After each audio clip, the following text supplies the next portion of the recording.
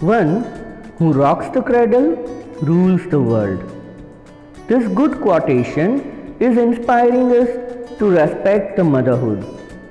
Hello everyone, today we are going to start chapter 8, How do organisms reproduce?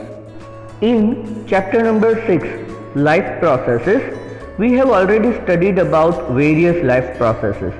The one which is important to sustain life on the earth is reproduction. So let us understand the meaning of this.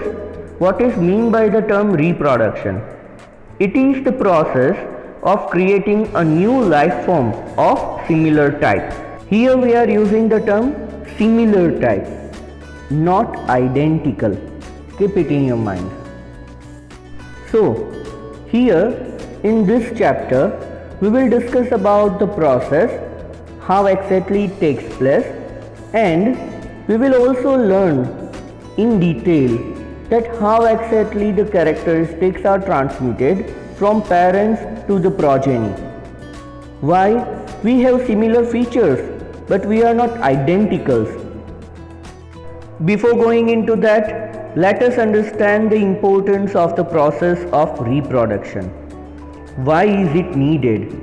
What happens if this process is not there? Reproduction is required to maintain the existence of the species on the earth. It means if this process won't take place, that particular species will get extinct from the earth. It helps to increase the population of the species. As we all know that no individual is immortal. It means all the individuals will die one day. So, in order to take place of the dead organisms, new organisms are to be formed. And for that, the process of reproduction is needed. This process is also required to transmit the favorable variants from parents to the progeny. It means it helps in the process of evolution. Evolution, we can say in simple words, that adapting to the changing environment with new features. So, whichever variations are favorable in order to sustain life of that individual will be transmitted from one generation to another, and in that way the sustainability of the species is possible. Now let us try to find out the answer of the question that do organisms produce exact copies of themselves or not? Are all the individuals of the same species identical to each other or not? In 9th standard we have studied that DNA is the genetic material and is responsible for transmitting the characteristics from parents to the progeny. Now, whenever the cell is about to divide, at that time this DNA is copied. The process by which the DNA is copied is known as DNA replication. The word replica itself means copy. While the DNA replication is done, the characteristics of the parents are copied down into the new copies of the DNA, and then these new copies of the DNA are transmitted from parents to the progeny during the process of reproduction. But the biochemical process of DNA replication is also not foolproof. Means sometimes it may happen that some errors remains during the replication process of the DNA, and due to this errors, new characteristics are developed. These new characteristics are termed as variations. These variations can be useful or harmful. If due to these variations the sustainability of the species increases, then they are useful variations, and if due to the variation, the life or the sustainability of the species is at risk, then they are termed as harmful variations. So, the variations are developed due to the faulty biochemical reactions during the process of DNA replication. We will study about it into the next chapter in detail. For now, we need to remember the simple thing is that whenever the cells are dividing, the DNA is copied. The DNA is copied by the process of DNA replication, and the new copies which are formed are inherent from mother cell to daughter cell. Mother cell here we will term to the dividing cell, and the daughter cells are the resulting cells after the process of cell division. Now let us try to understand various types of reproduction process. There are mainly two types of the reproduction based on the number of organisms involved in the process. If two parents are involved in order to give rise to a new life, then that mode of reproduction is known as sexual mode of reproduction. And if only one parent is involved in the process, then it is termed as asexual mode of reproduction. So we can say that sexual mode of reproduction is a biparental process where two parents are involved, and asexual mode of reproduction is a uniparental process where one parent is involved. During sexual mode of reproduction, gametes, which are known as sex cells or reproductive cells, are formed. In male, these gametes are sperms, and in female, these gametes are ova or egg cells. These gametes are not formed during the process of asexual mode of reproduction. As there are two parents involved in the sexual mode, characteristics of both the parents are inherent into the progeny, and that is why the progeny is not identical to the parents. Means it is not exact copy of any of the parent, rather it is having mixture of the characters from both the parents. Whereas in asexual mode of reproduction, only one parent is involved. So the progeny is identical to the parent. It means it is exact copy of the parent, and such exact copy is termed as clone. During the process of sexual mode of reproduction, gametes of male and female are fused, and they result into the first cell of the life, that is termed as zygote. Whereas zygote formation is not involved during the process of asexual mode of reproduction.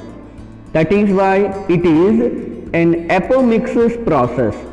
Apomixis means where the fusion of gametes is not taking place. So we had a glance at the basics of both the processes, sexual and asexual mode of reproduction. Now let us try to understand how exactly the gametes are different from our normal body cells.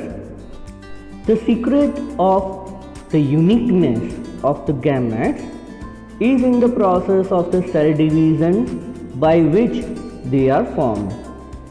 Cell division is of two types. One type is involved in the formation of the somatic cells. They are our normal body cells except the gametes. And the other process is involved in the formation of the gametes only. The cell division that is involved in the division of the somatic cells is termed as mitosis, and the cell division that is involved in the division of gametes or formation of the gametes is termed as meiosis. During mitosis, the number of chromosomes will remain same as in the mother cell even after the cell division process, whereas during the process of meiosis, the number of chromosomes are reduced to half than the mother cell after the process of cell division. We have studied in standard 8 that there are 23 pairs of chromosomes in human body. So, whenever the chromosomes are in pair, such cells are termed as diploid cells.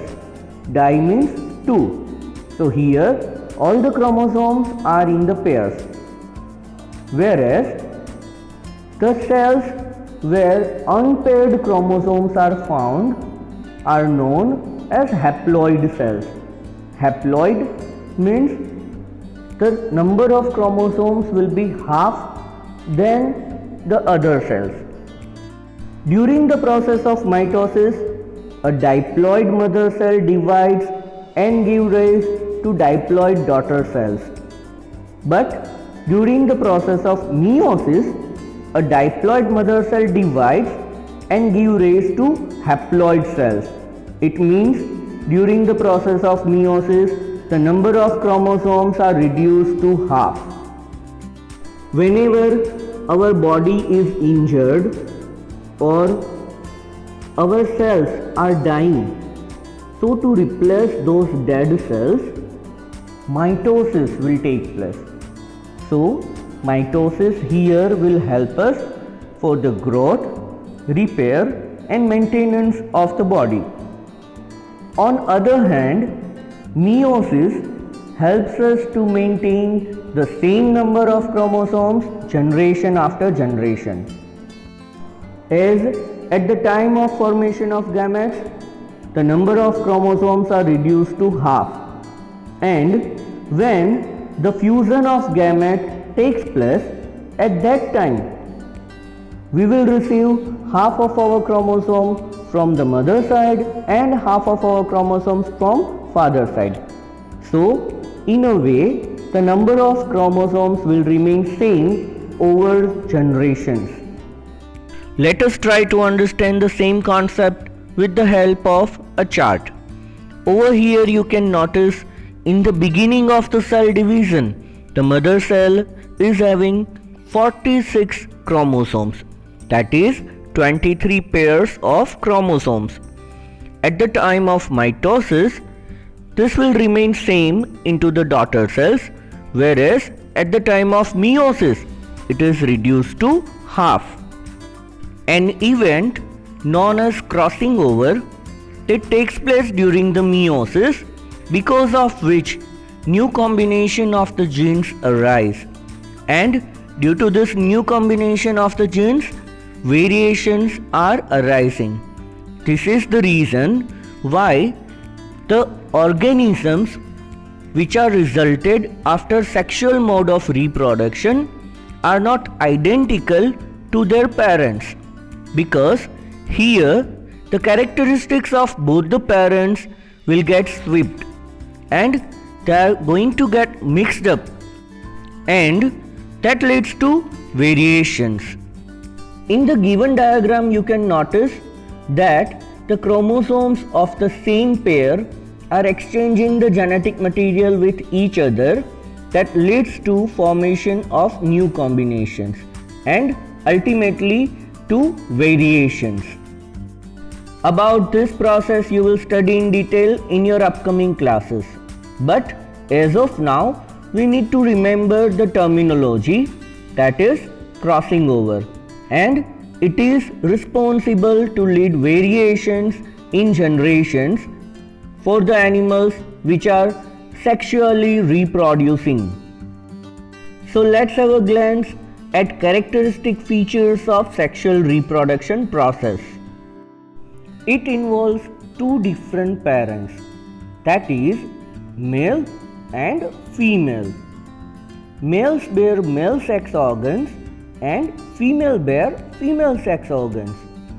The organisms which bear either male or female sex organs are called as unisexual organisms. Some of the organisms are having both the sex organs in the same body, so they are called as hermaphrodite, and in plants, such plants are called as bisexual plants. The process of sexual reproduction involves formation of gametes. The male gametes or sperms are smaller and motile, and the female gametes or eggs are bigger and non-motile.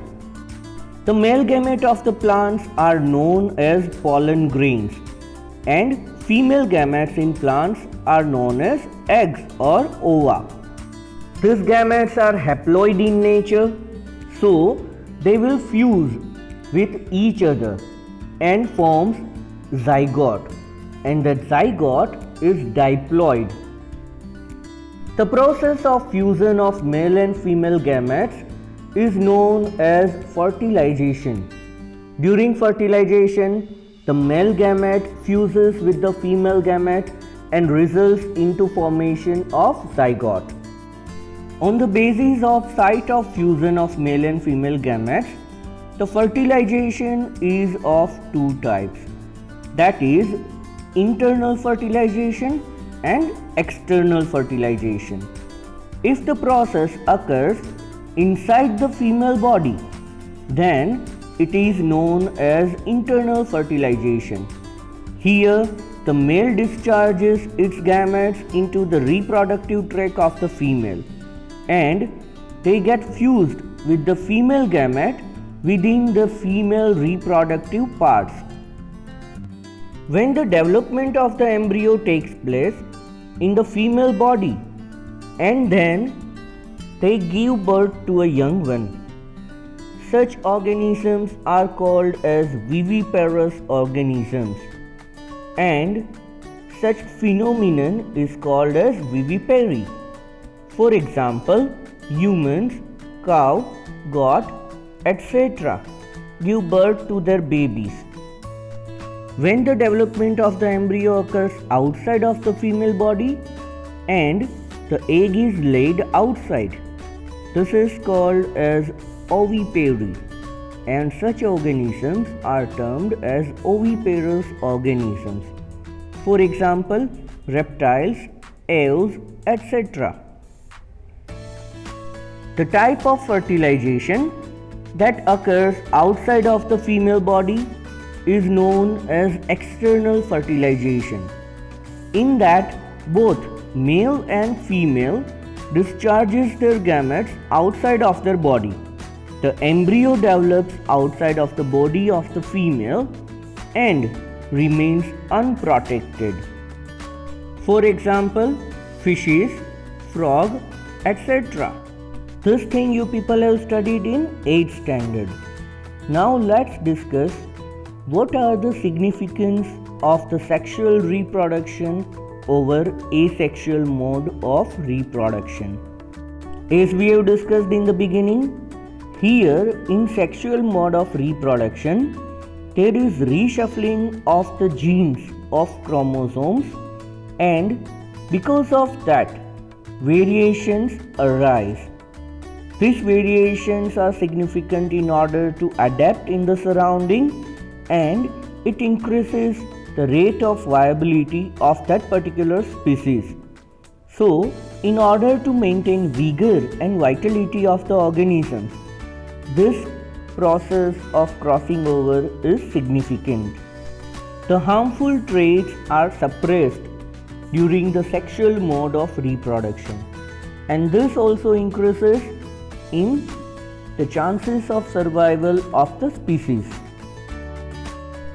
The sexual mode of reproduction plays a key role in the process of evolution, and thus in the process of formation of new species, that is speciation. We will learn about this into the next chapter. For now, let us discuss what are the limitations of asexual mode of reproduction.